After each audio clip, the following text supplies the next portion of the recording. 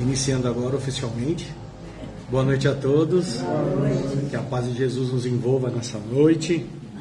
Nesse friozinho aqui. Vamos lá. Para quem não nos conhece, nós somos o Grupo Espírita Fraternal Recomeço, localizados aqui no bairro de Jordanópolis, em São Bernardo do Campo. Os nossos recados da semana.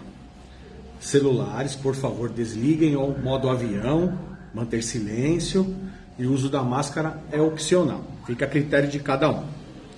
Referente às nossas doações. Recebemos doações de lã, aqueles que não sabem, né, nós realizamos o quadradinho do amor aí, que se tornam cobertores, num trabalho aí bonito das nossas voluntárias. Alimentos não perecíveis, temos 16 famílias aí que hoje recebem nossa cesta básica, que dependem da gente aí. Temos o nosso bazar, que é a nossa fonte, uma das nossas fontes de renda importante. Então recebemos roupas, calçados, utensílios domésticos, eletroeletrônicos em bom uso, que a gente possa reverter aí. E nós temos 2 eventos marcados aqui da casa para os próximos dias. O evento do caldo, tá? Dia 8 de julho, um sábado, nós realizaremos o evento do caldo. Será retirado o caldo aqui na casa, tá? Aqui na Rua Bahia 245, bairro Jordanópolis, São Bernardo do Campo. O preço é R$20 meio litro. E os sabores vão ser caldo de feijão com e sem carne, o caldo de abóbora com e sem carne e o caldo de mandioquinha, tá? Bem, o que nós estamos pedindo? Reservar lá na Secretaria Cassilvani. Por quê? Pra gente não fazer a mais, não desperdiçar o alimento, né? Tão sagrado aí na nossa vida. Então, por favor, e eu já vi no Prisão do Tempo que vai estar muito frio, bom para caldo. Então podem reservar sem problema nenhum, tá bom, gente? Outro evento vai ser dia 5 de agosto, o bingo aqui da casa, tá? Então, quem puder nos ajudar será muito bem-vindo com as prendas, tá? Pra gente aí realizar o nosso bingo 5 de agosto. Então, só relembrando, 8 de julho, das 11h30 ao meio-dia, a 1h30, desculpa, 11h30 a 1h30, retirada do caldo aqui, tá? E no dia 5 do 8, o nosso bingo, também aqui na casa. Vai ser realizado aqui na casa, tá bom? E por último, eu sempre deixo ele por último porque eu acho que é de fundamental importância, realizem o Evangelho no Lar. Realizem para a gente manter a nossa elevação espiritual, blindar a nossa casa, né? Deixar apenas fluidos positivos ao nosso entorno e no nosso lar. Vamos à nossa prece de início.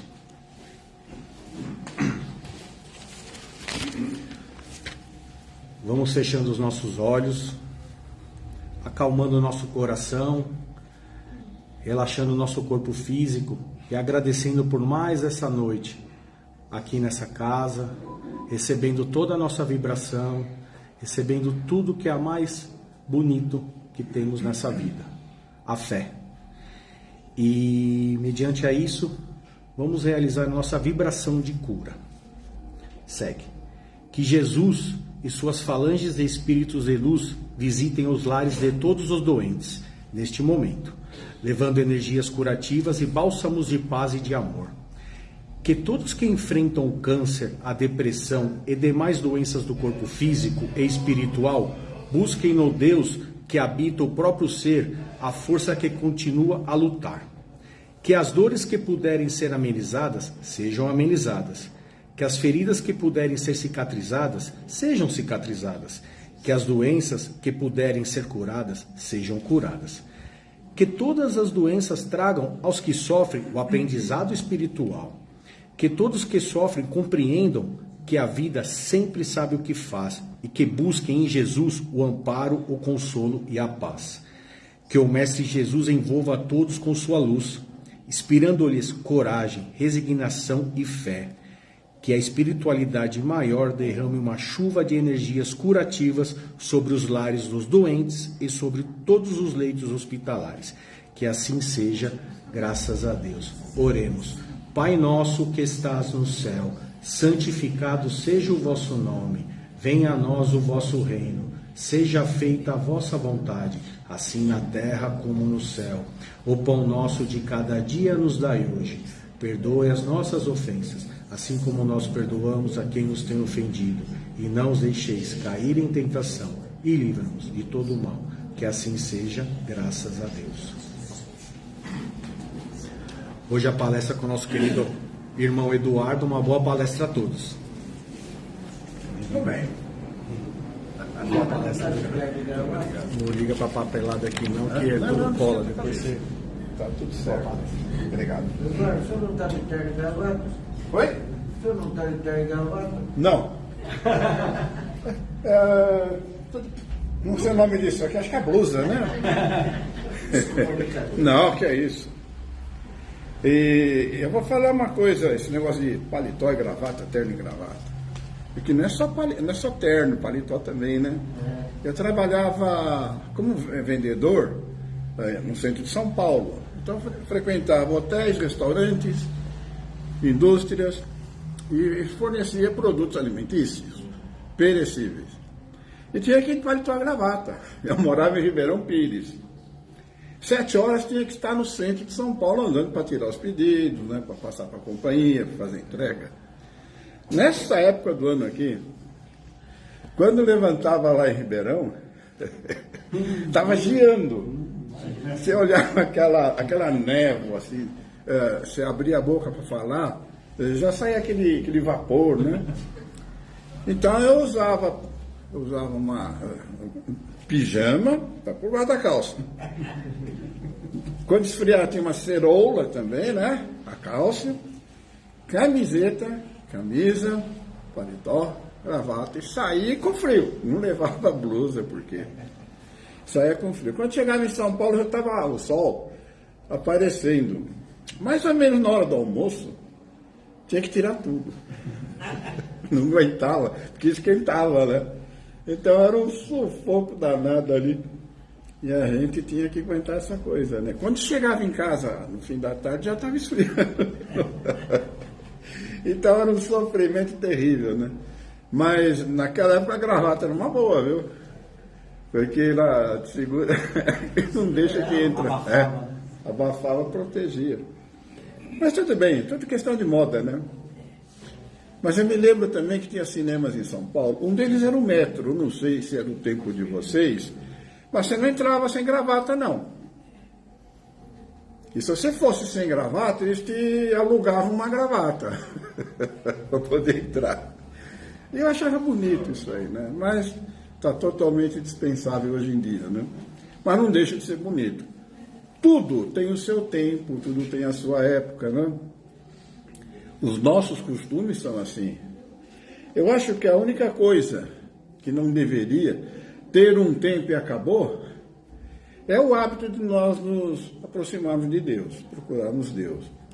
Nós normalmente só procuramos Deus na hora em que as coisas estão complicadas do nosso lado, né? A casa espírita. Primeira vez que eu cheguei numa casa espírita, faz tanto tempo que eu nem me lembro mais como era. Mas eu me lembro que foi que me levou lá.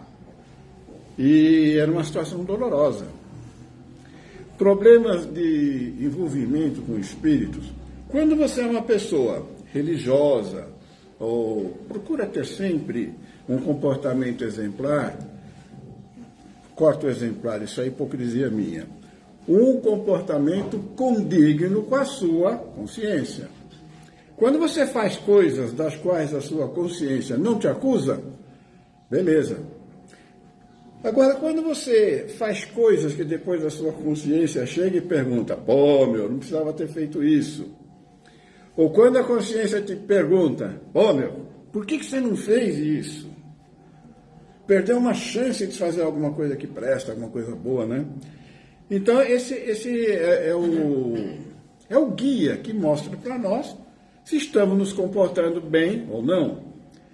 E chega uma certa época da vida em que a gente se comporta de tal forma que é competição, é rivalidade, é um monte de problemas.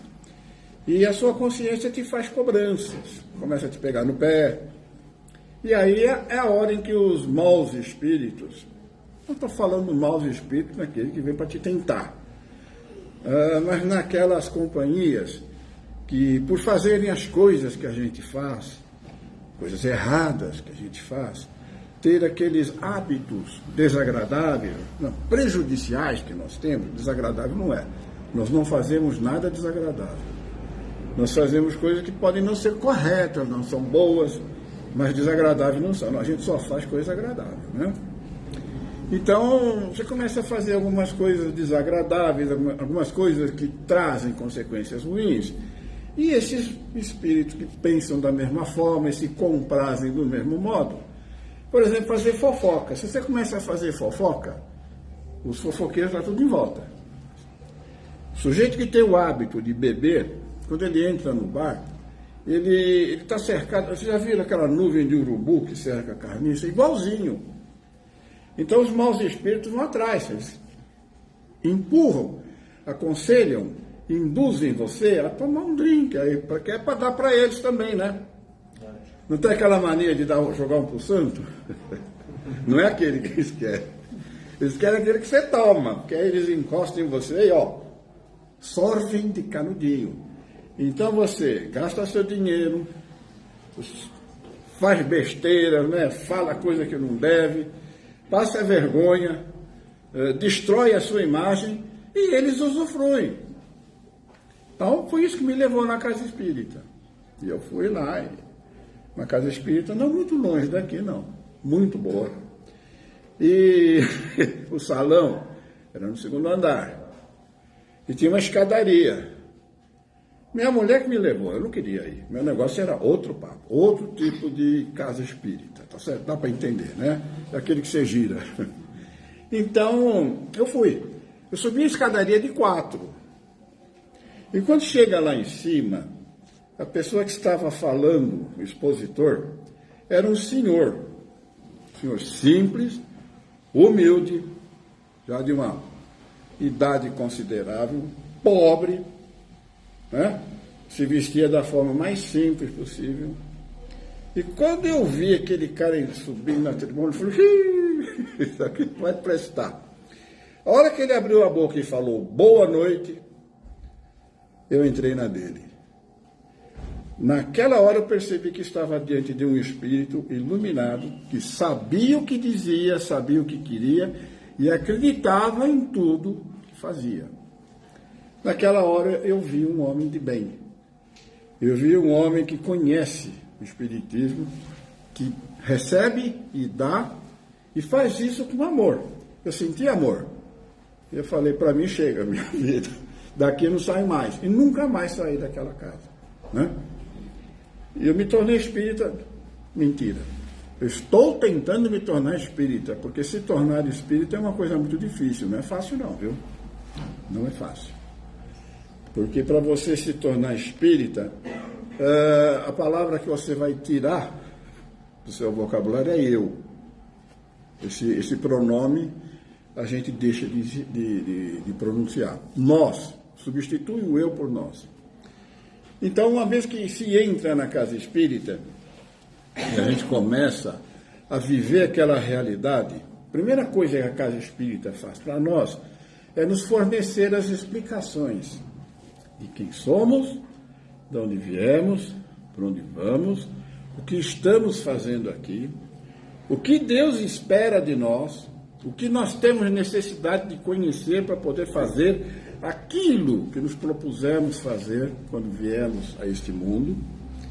E aí a gente começa a se sentir importante, começa a se sentir valorizado, não pelos outros, porque não importa o que pensem de mim, mas é o valor que eu dou a mim mesmo.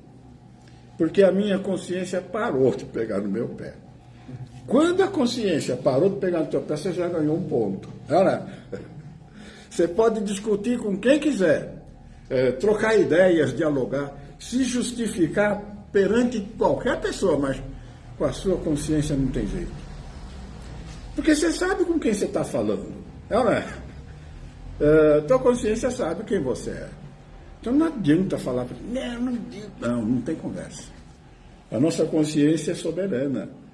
Então a gente começa a se interessar pelo assunto. E a doutrina espírita tem de bonito isso, porque ela te dá o conhecimento. Eu frequentei muitas casas de oração, igrejas, templos. Eu fui até em É religião, mas é diferente, né? São muito radicais. E eu não encontrava nada. Eu entrei numa casa de Deus, onde só se falava o nome de Satanás, Beelzebub, o capeta. Então eu ficava pensando, foi num casamento, inclusive, eles puseram os homens de um lado e as mulheres do outro, e o pastor fez aquela pré-eleição, o casamento durou 2 horas. Mas só falava Jesus, ele não disse, o nome Jesus não foi pronunciado lá. Então você convive com vários ambientes, e quando chega na casa espírita, você descobre que aqui é o lugar. Aqui é o lugar onde eu deveria ter vindo logo de saída. Se tivesse ido direto na casa espírita, não teria dado tantas cabeçadas, né? Mas é importante dar cabeçada, porque muita gente precisa se convencer das coisas. Nós temos aquele conceito de que nós sabemos tudo. Quanto mais você se ilustra, quanto mais estuda, quanto mais lê, quanto mais se informa e vai adquirindo conhecimento, mais vai se sentindo elevado. E começa a se valorizar. E começa a acreditar até que sabe mais do que a maioria das pessoas. E começa a se sentir mais importante que os outros. E chega um determinado momento em que a gente percebe que as pessoas nos olham com uma certa admiração, as pessoas começam a te valorizar, te colocam mais alto ainda, e a gente... Quem é pobre de espírito, quem é fraco, não é pobre de espírito é humilde. Quem é fraco de espírito se deixa levar pelo orgulho e começa a acreditar que realmente sabe tudo aquilo que acha que sabe. Mas na hora em que precisa dar o testemunho, não sabe não. Né? Então a casa espírita nos fornece material para que a gente não caia nesse erro. É um erro muito grave. A maior fraqueza do ser humano, o maior vício do ser humano, a causa de todos os nossos sofrimentos é o nosso orgulho. É isso que nos coloca a perder. O nosso orgulho, ele tem um primo. Os dois andam juntos. Chama egoísmo.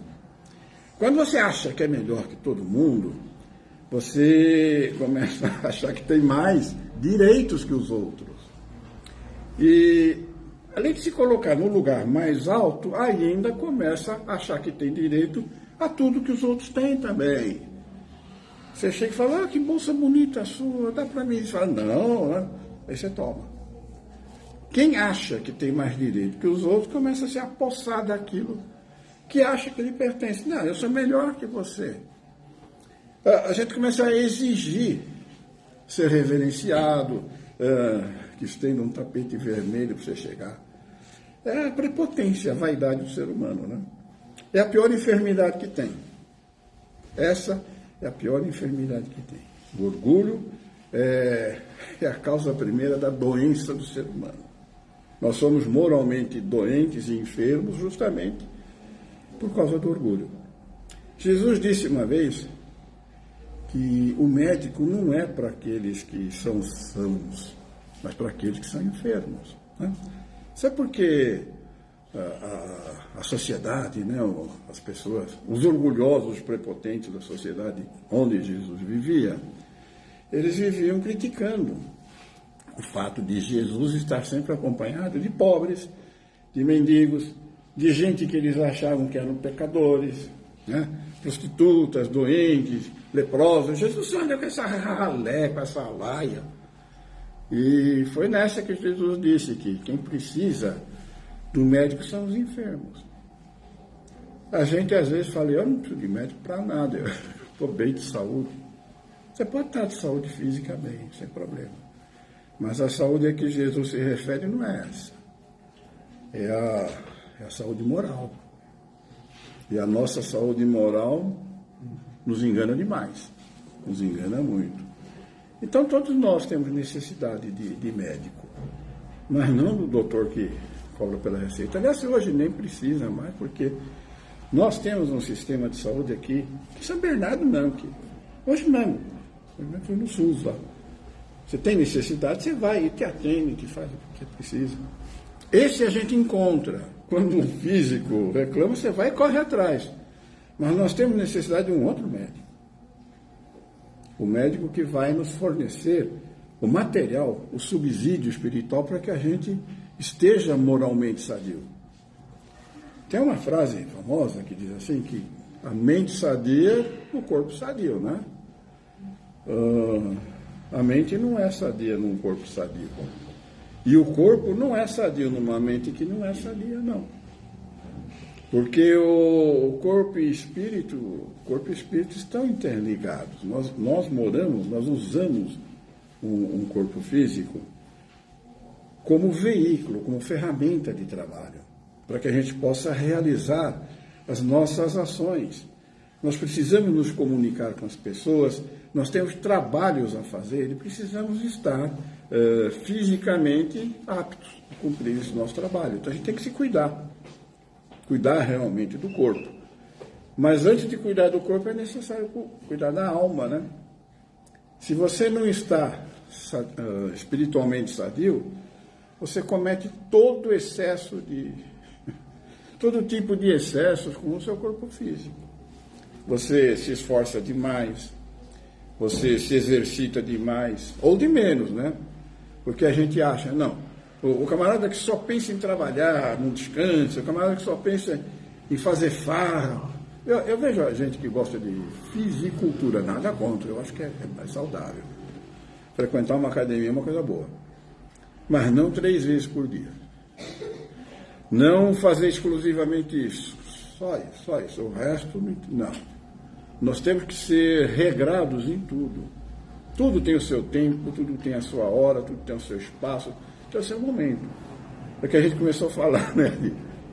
Isso passa, isso não. Não é assim, não. A gente tem que ser regrado. Fazer tudo sem exagero, sem excesso. Então, se você está espiritualmente desequilibrado, você se concentra no físico. Começa a dar toda a sua atenção no físico, ou não dar a devida atenção. Então, você não come direito, você só pensa em trabalhar. Isso é muito ruim. Isso é uma doença, sabia? Isso é uma doença. É como a ganância. Por que você só pensa em trabalhar? Quem só quer admiração. Eu sou o primeiro que chego, eu sou o último que faço. Eu estou aqui trabalhando, quer dizer, estou mostrando que estou trabalhando, mas trabalhando mesmo não está. Então, a gente se importa muito em parecer ser aquilo que a gente não é. Muita gente tem o hábito de querer ser admirado, de fazer coisas para que os outros nos admirem. Até caridade, até quando você faz caridade pensando com segunda intenção, não é uma boa. Jesus falou que a nossa mão esquerda não deve saber o que faz a nossa mão direita, não é verdade? Por quê? Porque quando você faz coisas, faz caridade, faz bondade, faz boas ações, quando você socorre, auxilia, ampara, única e exclusivamente com a intenção de ser admirado, ser notado, tua recompensa é ser admirado, ser notado. E o que é que você ganha com isso? De que é que vale um elogio? Esse cara fala bem, como esse cara é bom expositor. E daí? Eu conheço gente que fala verdadeiro, mas é um orador. Eu conheci políticos que eram excelentes oradores e terríveis ladrões. Tinha uns que eram criminosos mesmo. Você não é o que você fala, você é o que você faz. Você não é o que parece ser, você é o que você faz. E o que é mais importante, o que é que faz com que nós estejamos sempre sadios perante Deus, espiritualmente sadios, é a nossa intenção. Nós devemos fazer as coisas boas atitudes, boas ações, boas palavras, auxiliar todo mundo, fazer boas obras. Mas o que é que vai nos motivar a fazer essas boas obras? Se você estiver espiritualmente equilibrado, né, você vai ter condições de fazer tudo aquilo que você se propõe a fazer. Mas se você estiver espiritualmente equilibrado, o que te motiva a fazer boas obras é o teu bom sentimento.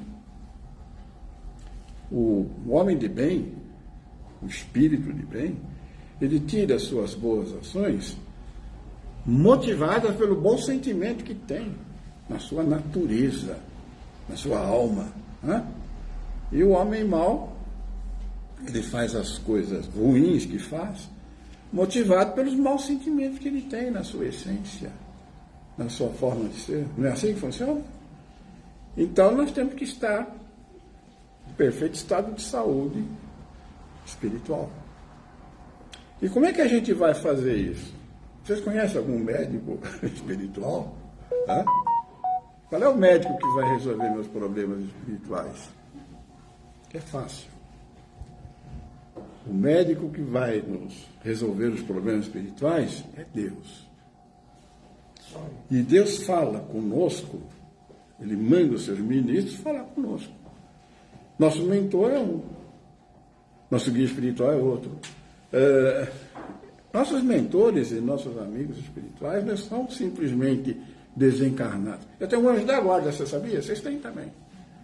Mas ele não tem asa. Você olha no espelho, você vê, ele está lá atrás de você. E alguns dos seus anjos protetores, dos seus mentores, vocês conversam com ele assim. É teu vizinho, teu pai, teu sobrinho, colega de serviço. Todas as pessoas encarnadas, na verdade, são um espírito. E às vezes a gente fica esperando, a gente pede para Deus, ó Senhor, porque ó Senhor, dai-me, por que dai-me?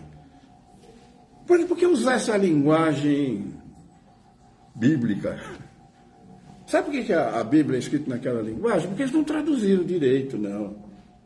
Eu não tenho um tradutor ainda direito, não. Eu conheci um engenheiro chamado Jacomelo. Ele canta, é um senhor expositor. É o mestre da imposição de mãos. Né? Quem me ensinou a passe é ele. É o professor de passe que nós temos. Faz tempo que não o vejo. Ele é lá do Nordeste, né? E ele sempre fala, olha, não adianta você usar essa linguagem lá da Bíblia, não é isso que faz você, é o sentimento que você põe nas palavras. Né?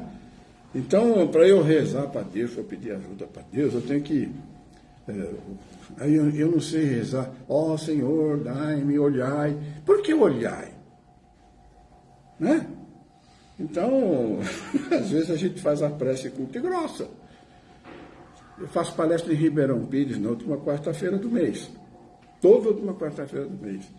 Desde 1978, por aí. 79. Faz tempo, hein? Não falhei uma. A casa lá é Ismênia de Jesus. Então, é de 80. Você sai de casa aqui, 7h30, você não chega lá. Antigamente você chegava. Daí eu comecei a sair 7, tinha que sair mais cedo, né? Porque o trânsito vai aumentando, o mundo hoje é diferente do que era. E teve um dia que eu tinha que fazer uma palestra lá. Eu não gosto de preparar palestra, a gente fala de improviso, mas aquele dia o tema era muito importante. Eu comprei livro para fazer a palestra. Então eu tinha um interesse grande em fazer. Eu queria fazer, estava inspirado em fazer, né? E saí de casa às 6 e pouco. Quando era 7 horas, 7h10 mais ou menos, eu ainda estava no antigo MAP. Sabe, naquele shopping ABC, ali na Pereira Barreto, frente ao Hospital Brasil, ainda estava ali. Aí eu pensei que eu não vou chegar, né? Aí eu falei, vou fazer uma prece, vou rezar. A prece eu me lembro como foi. Ó, cara, o negócio é o seguinte, eu estou a fim de fazer, a palestra é tua, você quer que eu faça, abre caminho. Foi essa a minha prece. 10 para as 8, estava lá, em frente à tribuna já. 10 para as 8. Então sumiu tudo, ó, o caminhão, o ônibus, saiu tudo da frente. O que é que fez? A intenção, o sentimento. Eu tenho uma fé danada, eu pedi, olha, eu tenho certeza, eu quero te servir, pô, mas me ajuda, né? Você quer devoção, quer testar a minha fé, escolhe outra hora, não é agora não. E deu certo. Não estou dizendo que é assim que se reza, não. A gente reza com a linguagem do nosso sentimento. Porque é o nosso sentimento que traduz a nossa intenção. O que é que nós queremos fazer? Já notaram uma coisa? Quando vocês pedem para vocês, acontece, vocês recebem aquela graça que foi pedida. Mas nem sempre, tem hora que você não recebe. Às vezes você recebe e não percebe. Às vezes a gente tem assim uma certa falta de fé. É verdade, isso não é vergonha para ninguém, é uma realidade. Agora, quando você pede com fervor por alguém que está sofrendo e que você gostaria imensamente de ver a pessoa aliviada, principalmente criança, você pede com devoção, parece que é na hora que acontece. Não é verdade? Por quê? Deus atende mais quando você pede para os outros? Não. É o sentimento que a gente põe. É a linguagem que a gente usa para falar com Deus. A linguagem de Deus é a linguagem do amor. Só essa. Colocou amor naquilo que você fala, naquilo que você pede, naquilo que você faz, o resultado é tranquilo. Agir com amor, por amor, pensar com amor, isso, amor pode ser chamado de panaceia. Sabe o que é panaceia? Panaceia universal. É o medicamento que cura tudo. É o medicamento que cura qualquer doença, qualquer enfermidade do corpo, da alma. Procura no dicionário. Panaceia. É o amor. Esse é o medicamento que nós precisamos. E pode ter certeza que se você puser amor na sua vida vai se tornar outra. Você vai estar moralmente sadio o tempo todo. Aí a gente fala, bom, mas é normal ficar doente? É normal. Porque ficar doente não é normal. Falência dos órgãos é normal.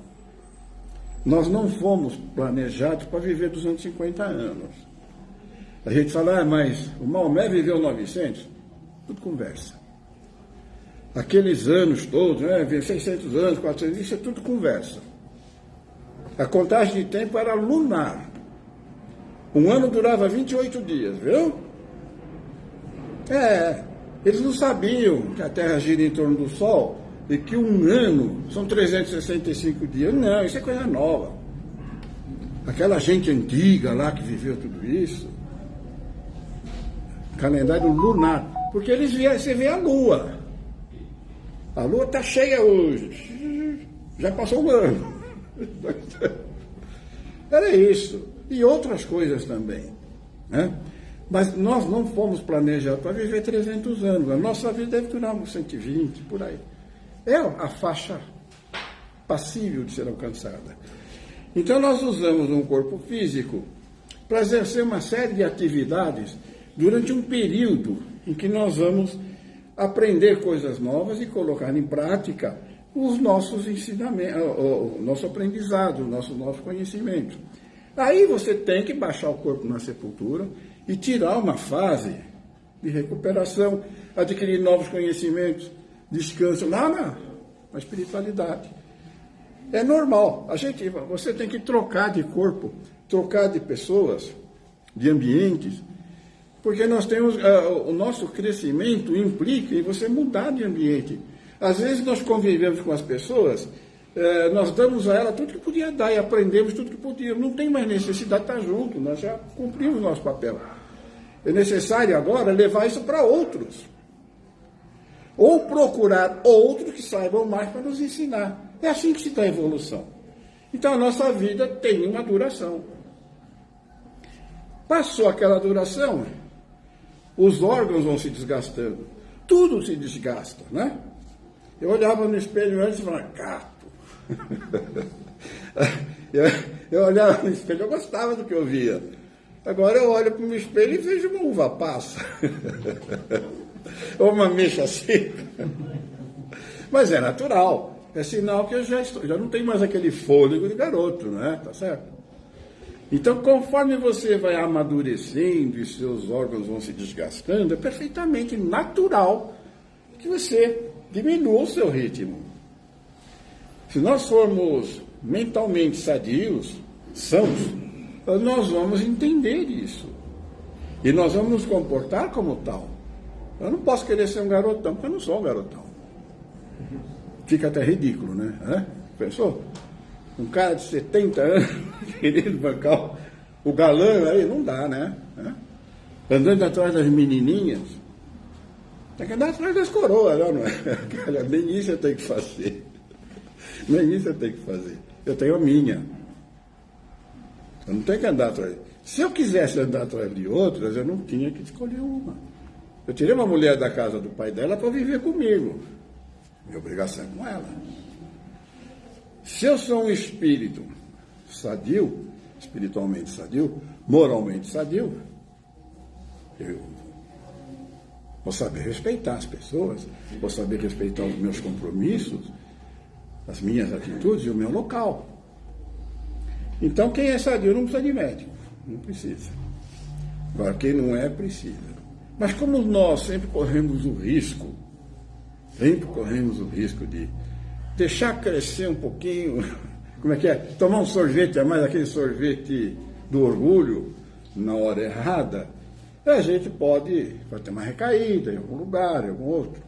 Então é sempre bom estar em sintonia com o médico das almas, que é Jesus. Com o remédio que cura tudo, tomar em doses homeopáticas, que é o amor. E levar a nossa vida pautada nos princípios dos ensinamentos que nos foi deixado. Assim a gente vai viver bem, vai ser feliz, e as pessoas vão gostar da nossa presença, porque nós estaremos sendo úteis, cumprindo o nosso dever. Colocar o nosso tesouro espiritual à disposição de todos. Já deu a minha hora. Não quero explorar vocês e tomar o seu tempo, não. Tá certo? Então, gostaria de agradecer a todos pela acolhida, pela atenção que me dedicam. E gostaria imensamente de perguntar o coração. Foi bom? Valeu? Vai dar para tirar um proveito de nossas vidas? Então é isso aí que conta.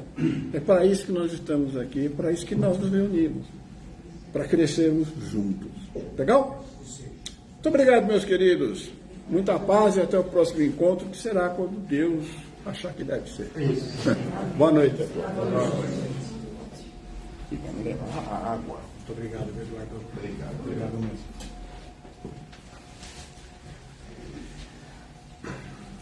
Vamos fechando os nossos olhos e agradecendo mais uma vez por essas palavras, por esse ensinamento desta noite, e que possamos levá-lo e sair daqui melhores do que entramos.